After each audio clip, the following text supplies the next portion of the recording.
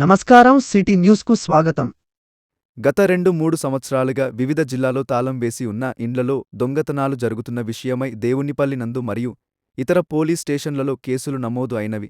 ఇట్టి నేరాలలో నేరస్తుడైన పందిగోటి రాము వివిధ జిల్లాలో తిరిగి తాళం వేసి ఉన్న ఈ ఇళ్లను టార్గెట్ చేసి దొంగతనాలకు పాల్పడుతూ ఇండ్లలో బీరువాలను పగలగొట్టి అందులో ఉన్న విలువైన బంగారం మరియు వెండి మరియు ఇతర వస్తువులను దొంగలించినాడు.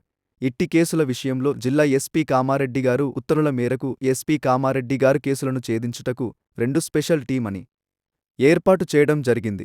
2 స్పెషల్ టీంలలోని అధికారులు వారి వద్ద ఉన్న కొద్దిపాటి ఆధారాలతో దర్యాప్తుని వేగవంతం చేసి పైన తెలిపిన నేరాలకు పాల్పడిన అంతర్జిల్లా నేరస్తోంది పట్టుకోవడం జరిగింది.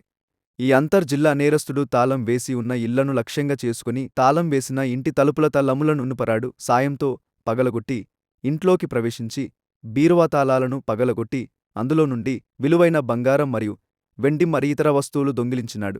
అట్టి వస్తువులను తన స్నేహితుల సాయంతో బంగారు షాపు యజమానుల వద్ద తన దొంగలించిన బంగారం మరియు వెండి సొత్తును అక్కడ అమ్మి మద్యం తాగుతూ మరియు పేకాట ఆడుతూ జల్స చేస్తున్నాడు. అతన్ని అరెస్టు చేసి అతన్ని మరియు అతనితో పాటు మరో 5గురిని అరెస్టు చేయడం జరిగింది. వారి నుండి 6 తులాల బంగారు ఆభరణాలను మరియు అర్ధ కేజీ వెండి ఆభరణాలను స్వాధీనం చేసుకోవడం జరిగింది. గత 2-3 నెలలుగా తాళం వేసిన ఇంట్లో దొంగతనాలు జరుగుతూ వచ్చాయి.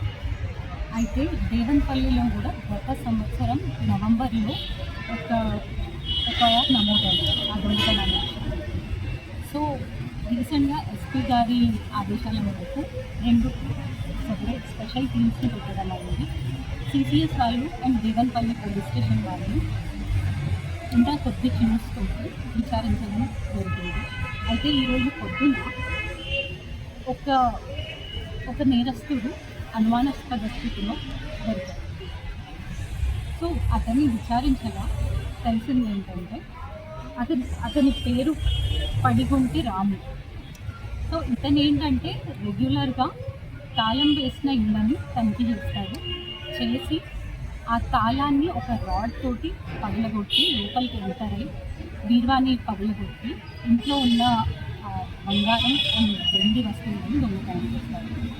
సో ఇతనితో పాటు పడుగొంటి రాముతో పాటు బద్నాపురం మల్లేష్, నవీన్ అనే ఇతను దొంగతనం చేసిన ఆ బంగారం కానీ ఆ వెండి వస్తువులను కానీ మల్లేష్ అండ్ నవీన్ అనే వాళ్ళకి ఇచ్చి వాళ్ళు శ్యామ్లాల్ అండ్ రాజారాం అండ్ గౌతమ్ చౌదరి వీళ్ళ దగ్గర ఆ బంగారం వెండి వస్తువులను తాకట్టు పెట్టి ఆ మనీ వీళ్ళకి ఇచ్చారు. సో వీళ్ళ దగ్గర మేము ఈరోజు 6 తులాల బంగారం అండ్ అర్ధ కేజీ వెండి రికవరీ చేయడం, ఇవి మేము రికవరీ చేసినవి.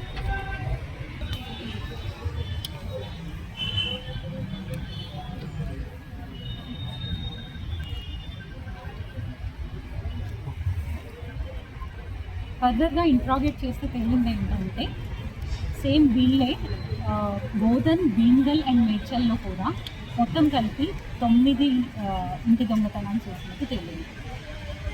సో ఈ కేసులో సత్వరంగా రియాక్ట్ అయి ఎంక్వైరీ చేసిన సిఐ రమణ్ గారిని, సిసిఎస్ సిఐ శ్రీనివాస్ గారిని అండ్ ఎస్ఐ రాజు గారిని అండ్ సిసిఎస్ ఎస్ఐ ఉస్మాన్ గారు అండ్ మిగిలిన కానిస్టేబుల్స్ అందరినీ అభినందిస్తున్నాను.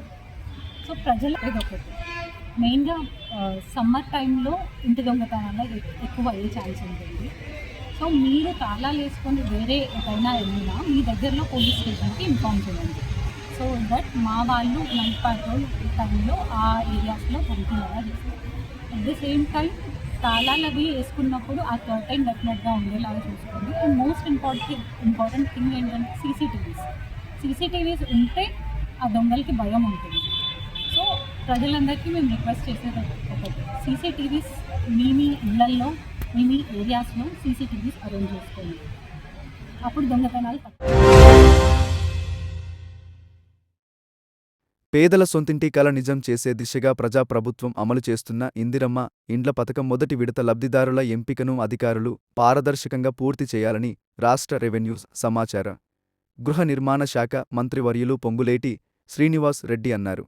మంగళవారం మంత్రి పొంగులేటి శ్రీనివాస్ రెడ్డి, హైదరాబాద్ సచివాలయం నుంచి రాష్ట్ర సిఎస్ శాంతికుమారి, పురపాలక శాఖ ముఖ్య కార్యదర్శి దానకిషోర్, హౌసింగ్ శాఖ ప్రాజెక్ట్ డైరెక్టర్ గౌతమ్లతో కలిసి ఇందిరమ్మ ఇల్లు, భూభారతిపై కలెక్టర్లతో వీడియో కాన్ఫరెన్స్ ద్వారా సమీక్షించారు.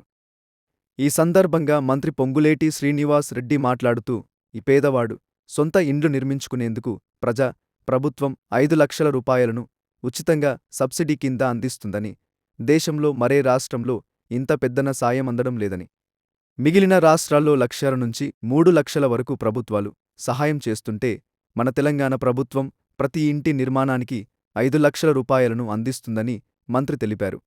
ప్రతి అసెంబ్లీ నియోజకవర్గానికి మొదటి విడతలో 3,500 ఇండ్లను ప్రభుత్వం మంజూరు చేస్తుందని, ఇందిరమ్మ ఇండ్ల పనుల పురోగతి పర్యవేక్షించేందుకు నియోజకవర్గానికి ఒక ప్రత్యేక అధికారిని నియమించాలని అన్నారు. మనకు వచ్చిన ఇందిరమ్మ ఇండ్ల దరఖాస్తులు జనాభా ఆధారంగా గ్రామాలకు, మున్సిపల్ వార్డులకు ఇందిరమ్మ ఇండ్ల కేటాయింపు పూర్తి చేయాలని అన్నారు. గ్రామాలు, మున్సిపల్ వార్డులో ఉన్న ఇందిరమ్మ కమిటీల ద్వారా ఇందిరమ్మ ఇండ్లకు అర్హుల జాబితా ఎంపిక చేయాలని, ఇందిరమ్మ కమిటీ ఆమోదించిన ప్రతి 200 ఇండ్లకు ఒక ప్రత్యేక అధికారిని నియమించి ఏప్రిల్ 30 లోపు మరోసారి ఫీల్డ్ వెరిఫికేషన్ పూర్తి చేయాలని అన్నారు. ఇందిరమ్మ ఇండ్ల లబ్ధిదారుల ఎంపిక పూర్తి నాణ్యతతో పారదర్శకంగా జరగాలని, ఇందిరమ్మ కమిటీలు అందించిన జాబితాలో ఎవరైనా అనర్హులు ఉంటే మంజూరు చేసే జాబితా నుంచి తొలగించాలని అన్నారు. ప్రతి మండలంలో ఎంపిక చేసిన పైలట్ గ్రామంలో మంజూరు చేసిన ఇందిరమ్మ ఇండ్లలో బేస్మెంట్ లెవెల్ పూర్తి చేసుకున్న వారికి మొదటి విడత కింద 1 లక్ష రూపాయలను ఇటీవలే విడుదల చేశామని అన్నారు. ఇందిరమ్మ ఇండ్లు పెద్ద సంఖ్యలో గ్రౌండ్ అవుతున్న నేపథ్యంలో ఎక్కడ సామాగ్రి ధరలు అనుభవంగా పెరగకుండా జాగ్రత్తలు తీసుకోవాలని, వ్యాపారులు ఎక్కడ కృత్రిమ కొరత సృష్టించకుండా చూడాలని మంత్రి పేర్కొన్నారు. ఇందిరమ్మ ఇండ్ల నిర్మాణానికి ఇసుక కొరత రాకుండా చూడాలని, బలహీన వర్గాల ఇంటి నిర్మాణానికి ఉచితంగా సరఫరా చేయాలని ప్రభుత్వ మార్గదర్శకాలు ఉన్నందున ప్రతి మండల కేంద్రంలో ఇసుక అందుబాటులో పెట్టాలని మంత్రి తెలిపారు. మండలంలో నిర్మించిన మోడెల్ ఇండ్లు నమూనాలను లబ్ధిదారులకు చూపించాలని మంత్రి అధికారులకు సూచించారు. పేదలకు ఇంటి నిర్మాణంలో ప్రతి దశలోనూ అధికారులు సహాయం అందించాలని మంత్రి పేర్కొన్నారు. వర్షాకాలం ప్రారంభం కంటే ముందే ఇందిరమ్మ ఇండ్ల మంజూరు పూర్తి చేసి నిర్మాణ పనులు ప్రారంభించాలని అన్నారు. 5 లక్షల రూపాయల వరకు సబ్సిడీ ఇస్తోందున అత్యంత నిరుపేదలకు మొదటి విడతలో ఎంపిక చేయాలని అన్నారు. సివిల్ ఇంజనీరింగ్లో అత్యుత్తమ మార్కులు వచ్చిన యువకులను తాత్కాలిక ప్రాతిపదికన ఇందిరమ్మ ఇండ్ల నిర్మాణం కోసం ఇంజనీర్లుగా నియమిస్తున్నామని, వీరికి అవసరమైన శిక్షణ అందించి త్వరలోనే మండలాలకు కేటాయిస్తామని మంత్రి తెలిపారు. ప్రతి మండలంలో జరిగే ఇందిరమ్మ ఇండ్ల పురోగతి వివరాలను ఎప్పటికప్పుడు ప్రభుత్వానికి తెలియజేస్తూ సదరు లబ్ధిదారులకు ఇందిరమ్మ ఇండ్ల సహాయం త్వరగా అందేలా అధికారులు చర్యలు తీసుకోవాలని అన్నారు. రాష్ట్ర వ్యాప్తంగా పట్టణాలలో స్లమ్ ఏరియాలో జిఫ 3 మోడల్లో పేదలకు ఇందిరమ్మ ఇండ్లు కట్టించేందుకు వీలుగా లబ్ధిదారులు ముందుకు వస్తే రాబోయే విడతలలో చేపట్టేందుకు ప్రణాళికలు సిద్ధం చేయాలని మంత్రి సూచించారు. భూభారతి చట్టం మన రాష్ట్రంలో పైలట్ ప్రాజెక్టు క్రింద 4 మండలాలలో ముందస్తుగా అమలు చేస్తున్నామని, రాష్ట్ర వ్యాప్తంగా అన్ని మండలాలలో ఈ చట్టంపై రైతులకు అవగాహన కార్యక్రమాలను పకడ్బందీగా నిర్వహించాలని మంత్రి సూచించారు. 4 మండలాల్లో రెవెన్యూ సదస్సులు పూర్తి చేసుకున్న తర్వాత అందులో నుంచి వచ్చిన అనుభవాలను దృష్టిలో ఉంచుకుని ప్రతి జిల్లాలో ఒక మండలం నుంచి తహసీల్దార్, డిప్యూటీ తహసీల్దార్ వర్క్షాప్ నిర్వహించడం జరుగుతుందని అన్నారు. ప్రతి జిల్లాకు అవసరమైన సర్వే సామాగ్రి అందించడం జరుగుతుందని అన్నారు. భూభారతి చట్టాన్ని క్షేత్రస్థాయిలో తూచ తప్పకుండా అమలు చేయాల్సిన బాధ్యత కలెక్టర్లు, జిల్లా స్థాయి ఉన్నతాధికారులపై అధికంగా ఉంటుందని అన్నారు. వెలారెస్ దరఖాస్తుల క్రమబద్ధీకరణ ప్రజలకు భారం కాకుండా 25 రాయితీని అందించామని, దీనినే ముఖ్యమంత్రి ఏప్రిల్ నెలాఖరు వరకు పొడిగించామని అన్నారు. మరోసారి దారి గ్యాస్ 25 రాయితీ గడువు పొడిగింపు మరొక్కసారి ఉండదని, ఈ అంశాన్ని ప్రజలకు విస్తృతంగా తీసుకుని వెళ్లి ఆమోదం పొందిన దరఖాస్తుల ఫీజులు వసూలు చేసి క్రమబద్ధీకరణ ప్రక్రియ పూర్తి చేయాలని మంత్రి సూచించారు. ఈ సందర్భంగా జిల్లా కలెక్టర్ ఆశీష్ సాంగ్వాన్ మాట్లాడుతూ, జిల్లాలో పైలట్ ప్రాజెక్టు కింద లింగంపేట్ మండలంలో భూభారతి కార్యక్రమాన్ని నిర్వహిస్తున్నామని, మండలంలో 23 రెవెన్యూ గ్రామాలు ఉన్నాయని, నేటి వరకు 8 గ్రామాల్లో సదస్సులు నిర్వహించామని తెలిపారు. ఇటీ సమావేశాల్లో పలు సమస్యలపై 810 దరఖాస్తులు రావడం జరిగిందని కలెక్టర్ వివరించారు. ఈ వీడియో కాన్ఫరెన్స్లో అదనపు కలెక్టర్లు Victor Chandar Nayak, sub collector Kiranmai, జిల్లా అటవీ అధికారిని నిఖితా, ఆర్డీఓలు వీనస్, మన్నె ప్రభాకర్, పలు శాఖల అధికారులు పాల్గొన్నారు. భూగర్భ జలాల సంరక్షణకు అవసరమైన కట్టడాలు నిర్మించుకునే విధంగా ప్రణాళికలు సిద్ధం చేయాలని జిల్లా కలెక్టర్ ఆశీష్ సాంగ్వాన్ అన్నారు. District level watch dog committee సమావేశం మంగళవారం కలెక్టరేట్ మినీ సమావేశ మందిరంలో నిర్వహించారు. జిల్లాలో 3 మున్సిపాలిటీలలో కురువనుల వర్షపు నీటి సంరక్షణపైన చర్యలు, వాటిపై సర్వే నిర్వహించి సమాచారం తెలపవలసిందిగా మున్సిపల్ కమిషనర్లను ఆదేశించారు. ఈ వేసవి కాలంలో భూగర్భ జలాలు సంరక్షణ కట్టడాలకు ఇచ్చిన లక్ష్యాలను పూర్తి చేయవలసిందిగా జిల్లా గ్రామీణాభివృద్ధి అధికారిని ఆదేశించారు. వాగులను గుర్తించి వాటిపైన అడ్డుగా రాతి కట్టడాలను నిర్మించాలని ఇరిగేషన్ చీఫ్ ఇంజనీర్ శ్రీనివాస్ను కలెక్టర్ ఆదేశించారు. మన జిల్లాలో భూగర్భ జలాలు చాలా వేగంగా పడిపోతున్నాయి. రాబోయే ఎండాకాలంలో భూగర్భ జలాల సంరక్షణ కోసం ఫాంపాండ్స్, బోరేవెల్, రీఛార్జ్ స్ట్రక్చర్, ఇంకుడు గుంతలు, సోక్ పిట్స్ ఎక్కువ నిర్మించాలని, వచ్చే వర్షకాలంలో ప్రతి వర్షపు నీటి చుక్కను ఒడిసి పట్టి భూమిలోకి ఇంకేలాగా యాక్షన్ ప్లాన్ చేయాలని సంబంధిత శాఖల అధికారులకు ఆదేశాలు ఇవ్వడం జరిగింది. ఈ కార్యక్రమంలో అదనపు కలెక్టరు చందర్ నాయక్, జిల్లా భూగర్భ జల అధికారి సతీష్ యాదవ్, మున్సిపల్ కమిషనర్లు రాజేందర్, శ్రీహరి, మహేష్ లు, ఇరిగేషన్, పంచాయతీ రాజ్ ఇంజనీర్లు తదితరులు పాల్గొన్నారు.